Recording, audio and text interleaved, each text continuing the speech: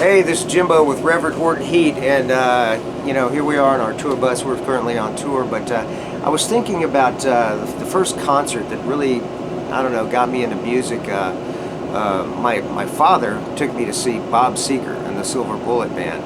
It was like magic. We weren't really especially close to the stage, but it was an arena, and we got to, from where I was, it was just perfect. And so we're sitting there watching the show, and of course back then, and I don't know if they probably still do it these days. I haven't been to an arena show in a while, but the person next to me tried to pass me a joint. So I looked at the guy, I looked at the joint, I looked at my father, I looked back at the guy, and I said no. But that was like a pivotal moment. That like these are my first time to really smell pot, and and be around it, and be around people smoking pot. And so it was like, wow, this is a whole nother world.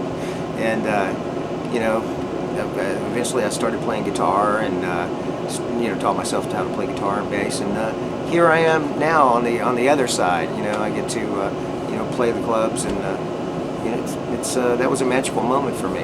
My father was a big influence, a big music fan when he was young, and he continued on his whole life to turned me on to music and stuff. Well, I remember we used to listen to his Buddy Holly records and his Elvis records, and then later on it was like Janis Joplin and things like that. And through him, I started, I wanted to take guitar lessons, and he always wanted to play guitar, but he was a machinist, so his hands were kind of, thick from like working with metal and things like that. And so through me, he was able to learn guitar a little bit, because I would go to my guitar lesson, come home and try to show him a chord, and of course he could barely do it, but through me he was keeping the music and playing an instrument thing alive for him. And I was just thankful that he was backed me up in my music.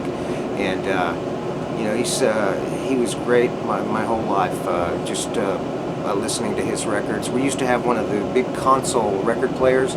You fire that thing up, you can smell the tubes start to heat up, and and you open the big wooden lid and put your record on, and just fond memories as a kid, listening to the early rock and roll stuff.